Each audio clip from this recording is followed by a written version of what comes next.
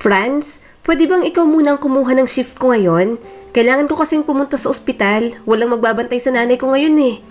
Pakiusap ni Ana sa katrabahong si Franz habang nasa grocery store sila para sa trabaho bilang cashier.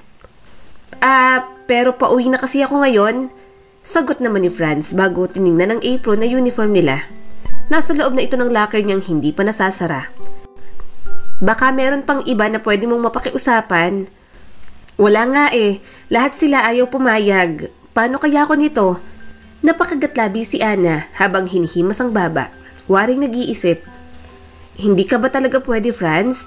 Promise kapag kinuha mong shift ko ngayon, ako ang papasok para sa shift mo bukas. Gustong-gustong tanggihan ni Franz ang pakiusap ni Ana.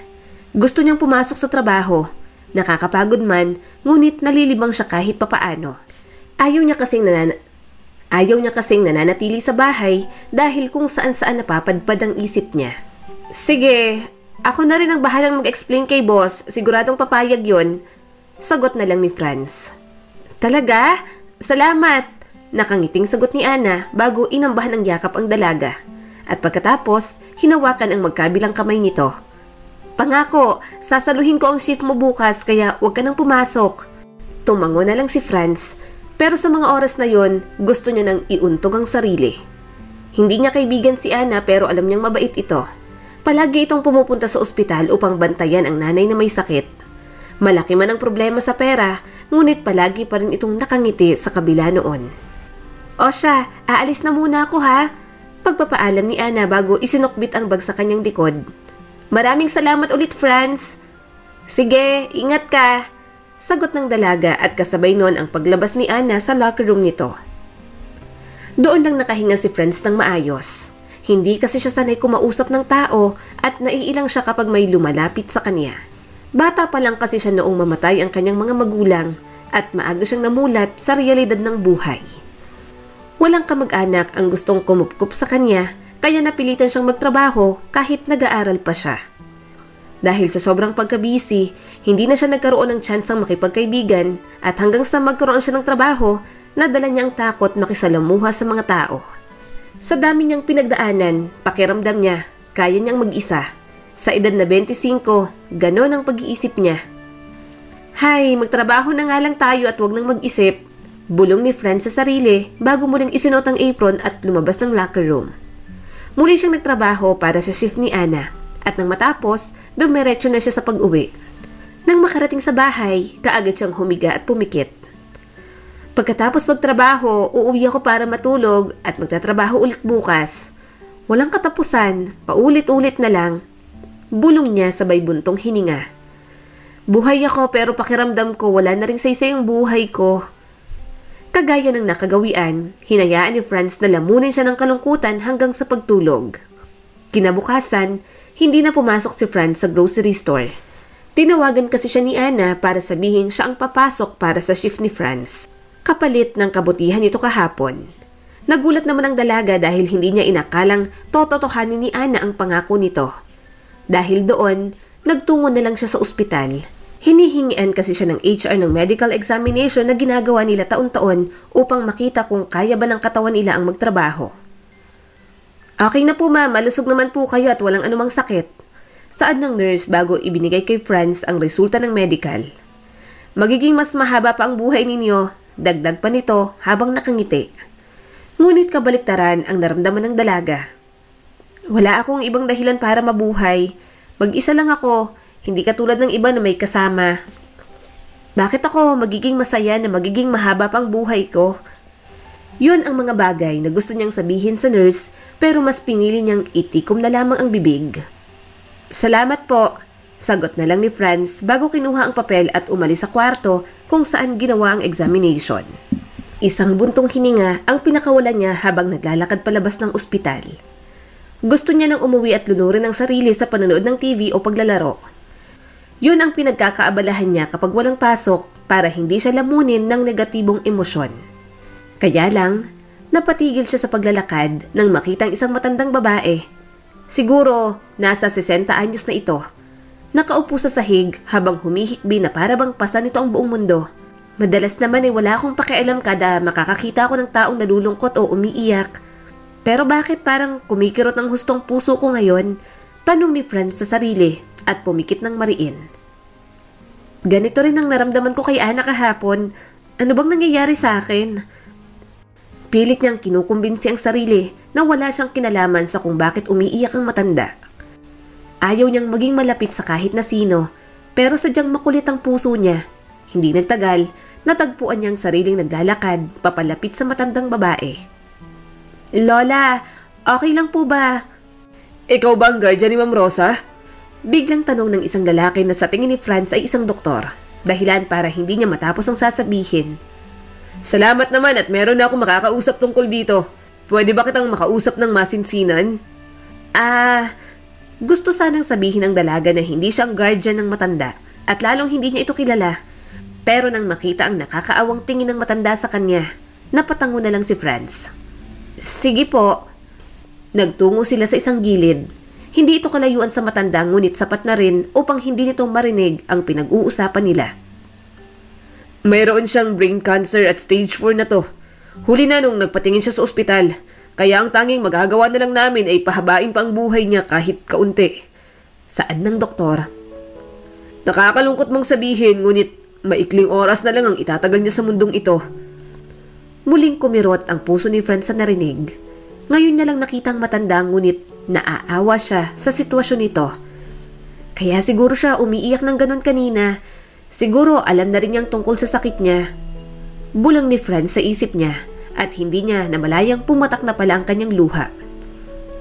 Teka, umiyak ako dahil sa isang tao na hindi ko naman kakilala? Pasensya na sa sinabi ko, Iha. Alam kong mabigat ito para sa'yo pero kailangan niyong malaman ang lahat.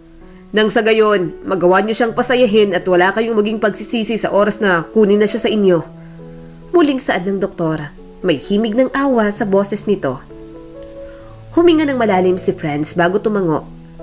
Naiintindihan ko po. Salamat, Dok. Isang ngiti lang ang isinagot ng doktor bago nagpaalam na umalis. Pinunasan naman ni Franz ang luha bago binalikan ng matanda. Halos mamugto na ang mga mata nito dahil sa sobrang pag-iyak. Kaya naman, kinuha ng dalaga ang panyo sa bulsa. Lola, ito po para mapunasan ang luha nyo. Aniya, bago inilagay ang panyo sa kamay ng matanda. Lola Rosa po bang pangalan nyo? Yun po kasi ang narinig ko kanina. Dagdag na tanong niya pa. Oo, tumango si Rosa. May contact number po ba kayo ng guardian ninyo? Tutulungan ko po kayong tawagan sila.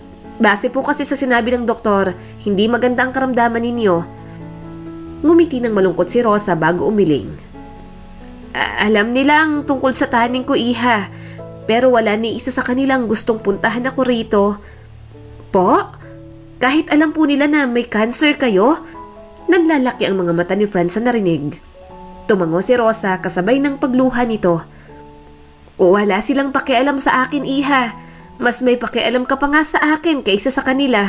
Sa mga oras na yon, nakita ni Franz ang sarili sa matanda. Ganon din ang tao sa kanya noon. Kahit wala na siyang ibang mapupuntahan noong mamatay ang mga magulang niya, wala man lang kumupkup sa kanya. Para sa isang batang katulad niya, masyadong masakit ang pangyayaring yon. Dahil doon, natakot na siyang magtiwala at mapalapit sa ibang tao. Ano nga palang pangalan mo? Tanong ni Rosa, dahilan para mabalik ang dalaga sa realidad. Franz po, sagot niya rito. Franz, napakagandang pangalan. Napangiti ang matanda. Pwede ba akong humingi ng pabor sa'yo? Pwede mo ba akong samahan at pasayahin kahit ilang araw lang? Napakurap ang dalaga sa narinig. Po? Nagbabaka sakali lang naman ako. Napakamot ng ulo si Rosa. Halatang nahihiya ito kasabay ng kanyang pagtikhim. Buong buhay ko kasi, mag-isa lang ako. At ayoko na sanang hanggang sa mamatay ako ay wala akong ibang makausap. Isang linggo lang o baka mas maikli pa. Pangako yan. Pagkatapos nun, hindi mo na ako makikita ulit. Napalunok si Franz ng laway sa narinig. Alam niya kasi ang tinutukoy ni Rosa sa huling sinabi nito. Katahimikan ang namayani sa kanila sa loob ng 1 minuto. Nakatitig lang ang dalaga sa sahig. Nag-iisip habang ang matanda naman nakatingin lang sa kanya. Hinihintay ang sagot nito. Kita ni Franz ang pag-asa sa mga mata ni Rosa, ngunit ngayon ay mas matatag ang loob niya. Alam niya kung ano ang dapat na gawin. Pasensya na po Lola Rosa pero hindi ko po magagawa ang pabor ninyo. Sagot ng dalaga kasabay ng pagkawala ng ngiti sa labi ng matanda. Ang sarili ko nga po hindi ko maalagaan at mapasaya kaya paano ko po yun gagawin sa inyo? Masakit man pakinggan ngunit ayaw ni Franz magsinungaling. At kung sa tingin man ni Rosa ay nagdadahilan lang siya, wala na siyang magagawa pa roon. Ah, ganun ba? Ngumiti si Rosa ngunit halata ang lungkot sa tono ng boses nito. Sige, naiintindihan ko naman pero salamat pa rin sa pagkausap mo sa akin ha. Habang buhay kong aalalahanin ito. Mag-iingat po kayo pag uwi. Yun na lang ang nasabi ni Franz bago tumayo at inayos ang sarili. Lumabas ng dalaga sa ospital, dala-dala ang medical examination niya kanina. Habang naglalakad, patuloy niyang naaalala si Rosa. Tila naririnig niya pa rin ang pag-iyak ng matanda at maging ang kalungkutan sa mga mata nito, nakikita niya pa rin. Dahil doon, napahinto sa paglalakad si Franz. Hay, ano ba yan? Tumanggi nga ako pero hindi naman ako mapakali. Pabulong na sabi niya sa sarili bago bumuntong hininga. Hindi ko kaya to, babalik ako doon. Sana lang nandun pa si Lola Rosa. Muling tinahak ni Franz ang daan pabalik sa ospital. Hinihingal pa ito galing sa pagtakbo nang maglakad sa lugar kung saan niya iniwan ang matanda kanina. Napangiti ang dalaga dahil nandun pa rin si Rosa. Ngunit kaagading nawala ang ngiti nang mapadako ang tingin ng babae sa harapan nito. Mamamatay ka na nga lang, mga abala ka pa ng ibang tao. Saad ng babae na sa tingin niya ay nasa 30 anyos na. Pakialam ko kung may brain cancer ka. Pakialam ko kung may taning ng buhay mo. May magagawa ba ang mga yan para bayaran ang lahat ng gastusin ko? Carol! Anak! Pagtawag ni Rosa sa anak nito. Hahawakan niya sana ang kamay nito nang bigla siyang itinulak ni Carol papalayo. Huwag mo nga akong matawag-tawag na anak. Nakakasuka! Sigaw ni Carol kahit pinagtitinginan na siya ng ibang mga tao. Wala siyang pakialam. Ang kapal naman ng mukha mo. Pera na nga lang ang dahilan kung bakit kinakausap ka namin ng mga kapatid ko. Tapos, uuwi kang walang pera at may sakit pa? Bakit? Akala mo ba maawa ko sa'yo? Lalong tumindi ang pag-iyak ni Rosa nang marinig ang mga katagang iyon. Sobrang durog ng puso niya dahil sa kanyang sakit. Pero hindi pa pala roon natatapos ang lahat. Tila kutsilyo ang mga salita ni Carol. Ang bunso niyang anak, tumatagos sa buo niyang kalamnan ang mga salita nito. Huwag mo na ulit akong tatawagan para sa ganitong klase ng bagay. Galit na sabi ni Carol, ngunit nang may maalala ay muli itong umisi. Mali, tawagan mo pala ako kapag mamamatay ka na para naman mapagplanuhan na namin kung paano paghahatian ng pera at ibang ari-arian mo. Napasinghap ang mga tao sa paligid, pati na si Franz. Napakabihira niyang magpakita ng emosyon at hindi rin siya basta-basta sumusugod sa gulo ng walang plano. Pero sa mga oras na yon, nagngingit-ngit siya sa galit at hindi niya kayang manood na lang. Ayaw mong alagaan ng nanay mo pero hut-hut ka ng hut-hut ng pera sa kanya? Grabe ang kakapulan ng mukha ah. Nasabi na lang ni Franz. Tumaas ang isang kilay ni Carol. Hoy! Kung wala kang alam sa nangyayari, huwag kang sumabat. Sa kasino ka ba? Kaibigan ako ni Lola Rosa. Bakit? May angal ka? Walang pag-aalinlangang sagot ni Franz bago hinawakan ang kamay ng matanda. Biglang gumaan ang loob ni Lola Rosa sa mga oras na yon. Kaibigan? Tumawa ng sarkastiko si Carol. Nakakatawa ka namang utu-utu ka. Bakit? Kinikwentuhan ka ba niya ng mga pagpapaawa kaya ganyan ka kung ipagtanggol siya? Iniwan niya kami at pera lang binibigay niya sa amin. Pero dahil sa perang yun kaya gumaan ang buhay niyo, hindi ba? Tanong ni Franz at hindi nakakibo si Carol doon. Kung may nasisiguro man ako, yun ay masakit din kay Lola Rosa ang mga nangyari. At sa inaakto mo ngayon, mas lalo lang siyang nasasaktan. Kaya kung magiging ganyan ka lang din, mas mabuti pang umalis ka na lang. Abat, ma! Ang pangit ng pinagsasasabi sa akin itong kaibigan mo. Hindi mo man lang ba ako ipagtatanggol? Tanong ni Carol, ngunit hindi kumibo si Rosa. Mga walang kwenta. Naglakad palabas ng ospital si Carol, habang si Franz naman kaagad dinaluhan ng matanda. Tumutulo pa rin ang mga luha nito, ngunit hindi na katulad ng kanina. Lola, gusto niyo po bang sumama sa akin papuntang grocery store? Nakangiting tanong ni Franz. May ipapasa lang po akong dokumento at pagkatapos nun mamamasyal tayo. Nako, hindi na. Umiwas ng tingin si Rosa. Ayos lang ako, huwag kang mag-alala sa akin. Pumapayag na akong gawin ang pabor mo sa akin, Lola. Pagputol ni Franz sa sasabihin ng matanda, kasabay ng pagpisil niya sa kamay nito. Hayaan mong samahan kita at pasayahin sa mga natitirang oras mo sa mundo, Lola Rosa. At pangako, mananatili lang ako nandito. Hindi na napigilan ni Rosa ang sarili at napayakap sa dalaga. Maraming salamat, anak. At nang marinig ni Franz ang mga katagang yon, tila lumambot ang puso niya sa tuwa.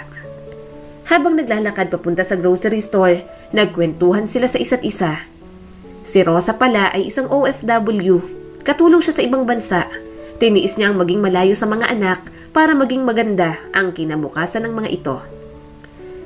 Isang araw, nalaman kong may cancer pala ako at nang mabalitaan niyo ng mga amo ko, mabilis nila akong pinauwi sa Pilipinas. Matanda na rin naman ako at gusto ko nang magpahinga kaya ayos lang yun sa akin. Pero hindi ko inaasahan na gaganunin pala ako ng mga anak ko. Muling tumulo ang luha ni Rosa dahil sa sama ng loob. Hinaplos naman ni Franz ng bahagya ang likod ng matanda upang pagaanin ang loob nito kahit papaano. Tiniis ko ang lahat sa ibang bansa para maging maganda ang buhay nila. Pero noong umuwi na ako rito, nagalit sila dahil wala akong pera. Tuluyan ang humagulgol si Rosa, kaya tumigil muna sila sa paglalakad hanggang sa kumalma ito. Lola, sasamahan kita sa lahat ng gusto mong gawin, hanggang sa puro saya na lang ang mananatili sa puso mo at mawala na lahat ng sakit. Sabi ni Franz bago niyakap ng mahigpit ang matanda. Ipinapangako ko po yan. Ngiti lang ang tanging sagot ni Rosa at tumango. Pagkatapos noon ay muli silang naglakad hanggang sa makarating sa grocery store. Ibinigay ni Franz ang kanyang medical sa HR. Aayain na sana niyang umalis si Rosa para makapamasyal sila. Ngunit napatigil siya nang kausapin ni Noel, isa sa kanyang katrabaho. Uy Franz, gusto mong pumasok ng shift ngayon? Kailangan ni boss kasi maraming tao. May dagdag bayad daw. Tila nagningning ang mga mata ni Franz sa narinig. Malaking tulong ang mga biglaang shift katulad nito para sa mga bayarin niya. Kaya lang, naalala niyang kasama niya si Rosa at hindi naman niya ito pwedeng iwanan. Tatanggihan na sana ni Franz ang alok, ngunit bago niya yun magawa, biglang sumingit si Rosa sa usapan nila. Oo naman, papasukan niya yan, di ba iha? Pero Lola, matagal po yun, 8 oras. Bulong ni Franz. Ano naman, di hihintayin kita rito. Sagot naman ni Lola Rosa. Pagkatapos ng shift mo, nandito pa rin ako, kaya sige na, mag-ayos ka na ron. Nung una, ayaw pang kumilos ni Franz. Ngunit nanginitian siya ni Lola Rosa na para bang sinasabing huwag siyang mag-alala. Tumango na lang siya. Noel, ako nang kukuha ng shift. Saad ni Franz sa katrabaho. Sige, sasabihin ko na kay boss. Sagot naman ni Noel. Matapos noon 8 oras na nagtrabaho si Franz, habang si Rosa naman nakaupo sa labas kung saan natatanaw niya ito. Buong akala ng dalaga, maiinip ang matanda sa paghihintay. Ngunit hindi ganun ang nangyari. Nakakakwentuhan nito ang ilang customer at maging ang ilang empleyado sa grocery store. Madali pala talagang pakisamahan si Lola Rosa. Bulong ni Franz sa isip. At sa unang pagkakataon, ngumiti siya at doon niya unang beses naramdaman ang maging masaya. Simula noon, araw-araw nang hinihintay ni Rosa si Franz sa trabaho nito. At pagkatapos ng kanyang shift, mamamasyal sila sa parke o kaya naman maglalakad-lakad lang sa kung saan habang kumakain ng street foods na siyang ginagawa nila ngayon. Yung si Noel, mukha siyang mabait. Sa tingin ko rin ay may gusto siya sa'yo. Kasuwal na saad ni Lola Rosa habang kumakain ng kwek-kwek. O ano, okay ka lang? Tanong nito nang biglang maubo si Franz. Lola, kaibigan ko lang yun si Noel. Sagot ni Franz habang marahang hinahampas ang dibdib. Ay sus, dyan naman nag-uumpisa ang lahat. Humagikik si Lola Rosa at hinampas pang dalaga sa balikat nito. Alam mo ba, sa trabaho ko rin nakilala si Delvin, ang asawa ko. Kaya lang, kinuha na rin siya sa akin kaagad. Pero hindi na ako nalulungkot ngayon. Malapit na rin naman kaming magkita. Lola naman, wag naman kayong magsalita ng ganyan. Biglang sabi ni Franz habang nakanguso. 1 linggo pa lang tayong magkasama tapos ganyan na kaagad ang sinasabi mo sa akin. Bakit? Mamimiss mo ba ako? Opo naman, Lola. Malungkot na tugon ng dalaga. Saka, ikaw lang ang kaya kong kausapin ng ganito. Paano ako kapag nawala ka? Napangiti si Lola Rosa, ngunit halata rin ang kalungkutan sa mga mata nito. Alam mo, Iha, hindi pwedeng habang buhay ka na maninirahan sa takot mo. Saka hindi mo ba napansin ang mga pagbabago sa'yo? Nakikipag-banding ka na sa mga katrabaho mo, maging sa ibang customer. Marunong ka nang makihalubilo. Napaisip si Franz sa narinig at napagtanto niyang tama naman ang sinabi ng matanda. Ngayon, alam niya na ang kasiyahan ng pakikihalubilo sa mga tao. Marunong na rin siyang magkaroon ng pakialam sa ibang tao. Ibang-iba sa ugali niya noon. Ganoon din si Lola Rosa na naging mas masaya simula nang makasama niya si Franz. Hindi niya kailanman naranasan ang ganitong kasiyahan noon. Palagi kasi siyang nasa ibang bansa para magtrabaho, kaya sobrang nagagalak siya at tinupad ni Franz ang pabor na hiningi niya rito. Hindi magtatagal at lilisan din ako, ngunit mananatili ako sa puso mo, anak. Nakangiting saad ni Rosa. Tanggap niya na balang araw, iiwan niya rin si Franz.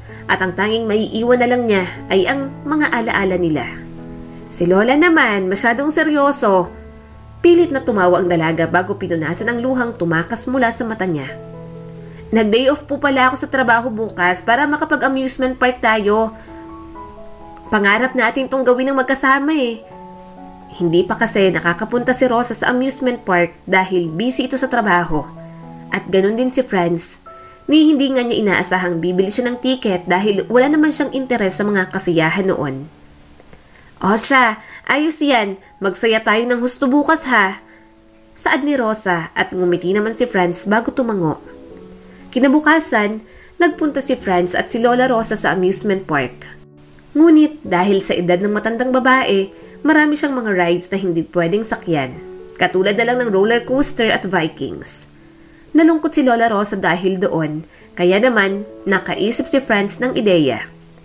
Lola, ituro mo lang po sa akin kung ano pong gusto mong sakyan at ako ang sasakay para sa'yo. Masayang sabi ni Franz habang nakangiti. Paano kung yung roller coaster ang gusto ko? Hindi ka ba natatakot? Pagbibiro ni Lola Rosa, ngunit nagulat siya nang tumango pa rin ang dalaga. Sa totoo lang po nakakatakot. Hindi ko pa nasusubukan ang lahat ng rides dito. Pero kapag naiisip ko na kasama naman kita, nawawala ang takot ko. Ngumiti si Franz bago hinawakan ang kamay ni Lola Rosa. Kaya sabihin mo lang sa akin ang gusto mo, Lola, at gagawin ko ang lahat para sa'yo. Tila lumambot ang puso ng matandang babae sa narinig. Tumango siya at pagkatapos, sinabi niya kay Franz ang mga gusto niyang sakyan. Ganoon lang ang ginawa nila sa buong araw at ang tanging rides lang na nasakyan nila ng magkasama ay ang carousel at Ferris wheel. Nakakapagod pala sumakay sa rides, Lola, pero sobrang saya po, no? Tanong ni Franz kay Lola Rosa na nakasandal ngayon sa kanyang balikat. Bibilhan ko po kayo ng makakain, Lola. Mukhang napagod din po kayo eh. Hindi na, maupo ka na lang dyan sa tabi ko. Bulong ng matanda. Franz, anak, pagod na ako. Gusto ko nang matulog. Sige po, Lola. Pwede naman po tayong tumambay dito hanggang mamaya. Natigilan ng dalaga ng mapagtanto na tila iba ang tinutukoy ni Lola Rosa. Lola? Kayanin mo ang maglakbay ng mag-isa ha? Kasi malapit na kitang iwan. Bilin ng matandang babae. At habang tumatagal, pahina ng pahina ang paghinga nito. Pero kahit anong mangyari, mananatili ako sa puso mo. Tuloy-tuloy naman ang pag-agos ng luha ng dalaga. Nagawa niya pa rin ngumiti sa kabila noon. Hinawakan niyang magkabilang kamay ng matanda. Magpahinga ka na po, Lola. Huwag niyo na po akong alalahanin. Kaya ko na po ang sarili ko. Mahal na mahal kita, anak. Saad ni Lola Rosa bago ipikit ang mga mata. Mahal na mahal din po kita, Lola Rosa, at maraming salamat sa pagdating mo sa buhay ko, lumuluhang sabi ni Franz. At sa mga sandaling yon, tuluyan ang lumisan si Lola Rosa sa mundong ito. Inilibing si Lola Rosa sa isang magandang sementeryo at kahit walang dumalo ni isa sa kanyang pamilya, nandoon naman si Franz para samahan ito. Nung una, sobrang sakit para sa dalaga ng lahat. Ni hindi niya alam kung paano magsisimulang bumangon. Ngunit hindi katulad noon, mayroon na siyang mga kaibigang masasandalan. Hindi na siya nag-iisa. At katulad ng sinabi ni Lola Rosa, laging mananatili ang mga alaala nito sa puso niya. Si Lola Rosa ngayon ang nagsisilbi niyang guardian angel para patuloy na harapin ang bawat pagsubok ng buhay at hanapin ang kasiyahan sa bawat kalungkutan. Lola, proud naman po kayo sa akin dyan sa langit, hindi ba? Tanong ni Franz nang bisitahin niya si Lola Rosa matapos ang 2 taon. Lola, may sarili na akong grocery store at nagvo-volunteer na rin ako ngayon sa Home for the Aged. Nakikita mo naman po yun, di ba? Biglang lumakas ang hangin. Dahilan para mapangiti si Franz bago ilagay ang bulaklak sa lapida ng matanda. Sa maikling panahon na pagsasama natin, binago mo ang buhay ko. At ganun din po ang gagawin ko sa ibang tao, Lola. Matapos pumanaw ni Lola Rosa, kay Franz nito ipinamana ang malaking halaga sa bank account nito. Samantalang ang naiwang bahay, lupa at mga sasakyan ay ipinangalan nito sa mga apo. Hindi makapaniwala si Franz na pamamanahan siya ng malaking halaga ni Lola Rosa. Nung una, ayaw niya pang tanggapin, pero naisip niya na rin na gamitin iyon sa mga magagandang bagay. Ang huling balita niya sa mga anak ni Lola Rosa, nag-away-away ang mga ito matapos ibenta at paghati-hatian ang mga properties na ipinamana ng matanda. Sa buhay natin, may mga dumarating, ngunit mayroon ding umaalis. Madalas, iniisip natin, bakit pa nga ba sila dumarating sa buhay natin kung aalis lang naman? Ang sagot doon ay dahil nagawa na nila ang kanilang misyon sa mundong ito, ang magbigay ng liwanag sa ibang tao. Kung paano binigyan ni Franz at Rosa ang buhay ng bawat isa, ganoon din sana ang gawin natin sa ibang tao, dahil yun din ang paraan para mapuno ng liwanag ang mundong ito. Muli, ito po si Skylar Guro at sana may bago na naman kayong natutunan sa kwento natin ngayon. Maraming salamat po.